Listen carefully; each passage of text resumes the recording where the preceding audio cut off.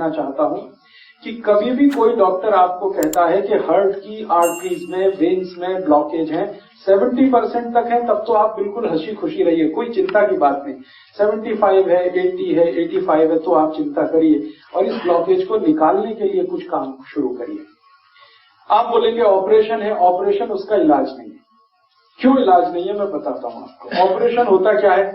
एक ऑपरेशन है जिसमें आपको एंजियोप्लास्टी किया जाता है।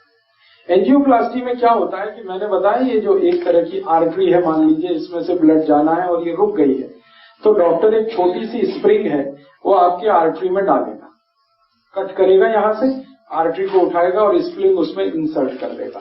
वो स्प्रिंग इतनी बड़ी होती है, वो जो बॉल पेन में आपने देखा है कि स्प्रिंग होती है, एग्जैक्टली वही स्प्रिंग, एग्जैक्टली वही स्प्रिंग, बस उस पर मेडिकेशन किया हुआ होता है, दवा उस पर लपेटी हुई होती है।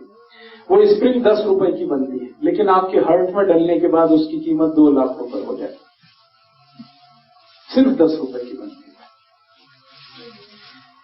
आपको हैरानी होगी ये जानकर कि इतनी लूट मची है। हाँ, इतनी ही लूट मची है इस देश में। 10 रुपए की चीज को आपके हार्ट में डाल के वो कहेगा कि अब तो 2 लाख का बिल हो गया, 2.5 लाख का बिल हो गया, 3 लाख का बिल हो गया। आपको पता नहीं है, आप क्रॉस चेक नहीं करते और हम ये मान के बैठे हैं कि ये तो भगवान है जो डॉक्टर है, लेकिन आपको मालूम नहीं है कि भगवान जब होता था डॉक्टर तब होता था, अब नहीं। अब तो वो शैतान से भी ज्यादा खतरनाक है। भगवान फिर भी आपकी जान ही लेगा, ये तो इतना शैतान है कि जान भी लेगा, पैसे भी निकाल लेगा आपके घर से। हाँ, ये तो शैतान से भी ज्यादा है। इसलिए मैं आपको थोड़ा अवेयर करना चाहता हूं कि हार्ट की प्रॉब्लम लेके कभी भी किसी डॉक्टर के पास आप जाएं और कोई डॉक्टर आपको ये कह दे कि आपका कोलेस्ट्रॉल बढ़ गया, इसके कारण ब्लॉकेज आ गया है, या ट्राइग्लिसराइड बढ़ गया, इसके कारण ब्लॉकेज आ गया है, तो आप बिल्कुल मत घबराइए जब तक आप अपनी रिपोर्ट नहीं देख लेते कि इसमें कितना % है। अगर 70 या 70 से नीचे है तब तो चिंता करने की बात ही नहीं। घर आइए, आराम से सोइए, खाइए पीजिए। 70 प्लस है तो जरूर थोड़ी चिंता की बात है, लेकिन उस चिंता को दूर करने के लिए कुछ उपाय हैं जो मैं आपको बताना चाहता हूं। ऑपरेशन उसका उपाय नहीं है। क्यों? मान लीजिए उसने एक आर्टरी को कट किया और एक स्प्रिंग डाल दिया। स्प्रिंग मैंने कहा इतनी सी है, इतनी सी स्प्रिंग यहां आ गई, ठीक है। अब ये स्प्रिंग डाल दी तो इसमें होगा क्या कि आर्टरी का थोड़ा एक्सपेंशन हो गया, तो खून ज्यादा जाने लगेगा। 1-2 दिन आपको बहुत रिलीफ लगेगा, लेकिन आगे और पीछे जहां स्प्रिंग है ना, उसके आगे और उसके पीछे वहां फिर जमा हो जाएगा क्या? कचरा, कीचड़, कोलेस्ट्रॉल फिर जमा हो गया, तो फिर तकलीफ आएगी आपको। फिर दोबारा आप डॉक्टर के पास जाएंगे, फिर कहेगा आपको एक और एंजियोप्लास्टी कराना पड़ेगा।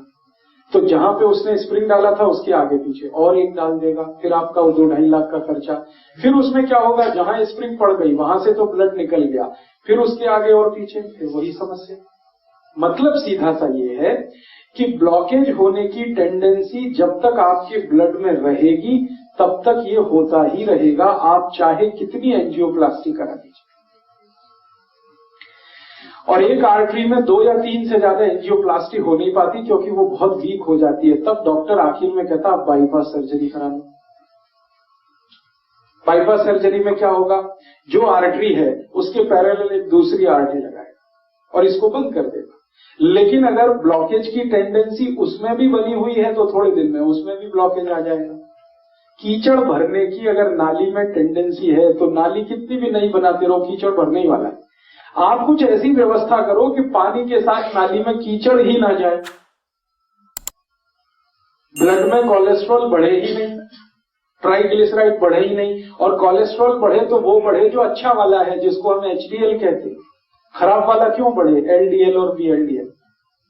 तो मूल बात जो हमें समझने की है वो ये कि हार्ट की प्रॉब्लम में कभी भी आपको डायग्नोसिस कर दिया किसी डॉक्टर ने कि आपको हार्ट अटैक आने वाला है, हार्ट फेल होने वाला है, कार्डियक अरेस्ट होने वाला है क्योंकि आपकी आर्टरीज में यहां ब्लॉकेज है, यहां ब्लॉकेज है, तो इसमें चिंता नहीं करना है, चिंतन करना है। चिंता करेंगे आप, घबराएंगे, घबराहट में वो सारे पैसे आपके निकाल लेगा, क्योंकि यही आपका वीक पॉइंट है। आप चिंतन ये करिए कि मेरे ब्लड में जो खराब कोलेस्ट्रॉल है वो बढ़ क्यों रहा है, ये कम हो जाना चाहिए। अब ब्लड में खराब कोलेस्ट्रॉल बढ़ने से ही ब्लॉकेज है, तो खराब कोलेस्ट्रॉल बढ़ने के कारण जान लीजिए।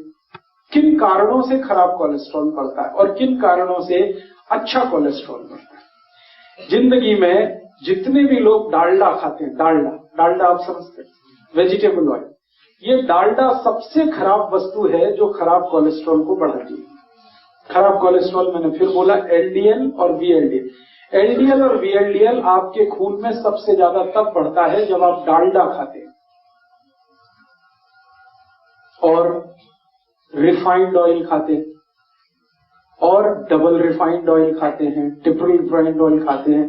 तो refined oil, double refined oil, triple refined oil, Dalda, ये 4 नाम हमेशा याद रखिए जो सबसे खतरनाक है आपकी जिंदगी के लिए। इनसे जुड़े हुए अगर प्रोडक्ट आपके घर में है, डालडा या डालडा का कोई भी प्रोडक्ट, XYZ ब्रांड नेम से आ सकता है।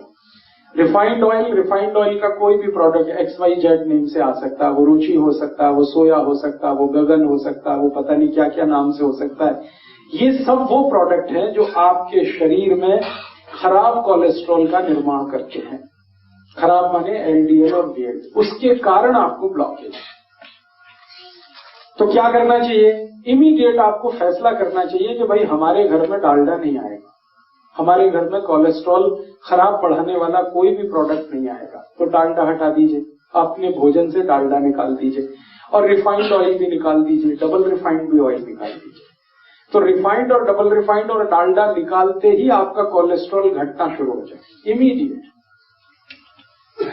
और अगर आप चाहें तो 3 महीने ऐसा खाना खा के देख लीजिए जिसमें डालडा की एक बूंद भी न डाली गई हो और रिफाइंड और डबल रिफाइंड ऑयल ना इस्तेमाल किया गया हो। 3 महीने में वो डॉक्टर ही कह देगा अरे आपका तो बहुत कम हो गया एलडीएल और वीएलडीएल। तो कारण आपको पता होना चाहिए। कारण सबसे बड़ा जो है बैड कोलेस्ट्रॉल, खराब कोलेस्ट्रॉल जो हार्ट अटैक लाता है, कार्डियक अरेस्ट लाता है, उसको लाने वाला जो प्रोडक्ट है, जो वस्तु है आपकी रसोई में, वो डालडा है, रिफाइंड ऑयल है, डबल रिफाइंड ऑयल। अब आप उल्टा कहेंगे कि डॉक्टर तो सब बोलते हैं रिफाइंड ऑयल खाओ, हार्ट की प्रॉब्लम से बचना है तो डबल रिफाइंड खाओ और अच्छा है। डॉक्टर इसलिए बोलते हैं कि उनका आपस में एक दूसरे के साथ जबरदस्त कनेक्शन है। रिफाइंड और डबल रिफाइंड ऑयल बेचने वाली कंपनियों का डॉक्टरों के साथ कनेक्शन है। डॉक्टर उनका जितना भी प्रिस्क्रिप्शन करेंगे कंपनियों का धंधा चलेगा, कंपनियों का धंधा चलेगा तो डॉक्टरों का भी धंधा चलेगा। लोग जितना ज्यादा रिफाइंड और डबल रिफाइंड खाएंगे उतना हार्ट अटैक आएगा, उतना हार्ट अटैक आएगा तो डॉक्टरों की भी चांदी है, कंपनियों की भी चांदी। इसलिए आप विज्ञापन देखकर टेलीविजन पर कभी भी जिंदगी के बारे में फैसला मत करिए।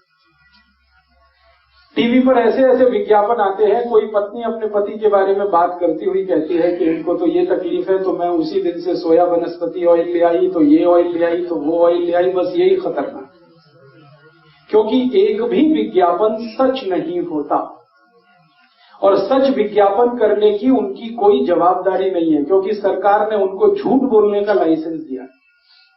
एक भी विज्ञापन सच नहीं होता और सच बात विज्ञापन में बताई नहीं जाती। तो आप टीवी विज्ञापन देखकर कभी भी ये डिसाइड मत करिए कि हमारे घर में क्या लाना है क्या नहीं लाना। वो ऑयल के बारे में है तब तो बहुत कॉशियस है।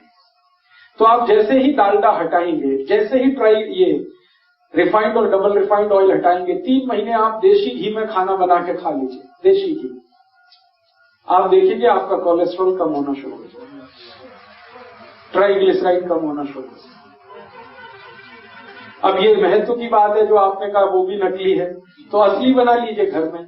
दूध आपके पास आता है, दही बना लीजिए, उसमें से मक्खन निकाल लीजिए, मक्खन को गर्म करके घी बना लीजिए, वो आपके घर में ही है।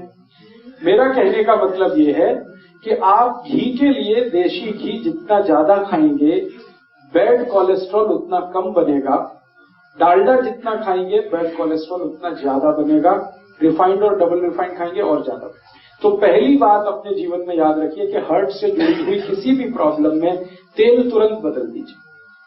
फिर आप बोलेंगे अच्छा डालडा छोड़ दिया, तो डालडा छोड़ के घी पे आ जाइए। और घी में मैं आपसे कह चुका हूं कि गाय का हो तो बहुत अच्छा है। गाय का घी जिस पर 12 साल मैंने रिसर्च किया है, 1 ग्राम भी कोलेस्ट्रॉल नहीं बढ़ने देता। गाय के घी में ऐसी तासीर है। हाँ, मैं बताता हूँ, एक मिनट। गाय का घी 12 साल तो मैं रिसर्च कर लिया, हजारों साल हमारे ऋषि मुनियों ने रिसर्च कर लिया। गाय का घी 1 ग्राम भी कोलेस्ट्रॉल किसी का बढ़ने नहीं देता, कितना भी खा ले आप, 1 ग्राम भी नहीं बढ़ने देता। बढ़ने देता है जो घी वो भैंस का है।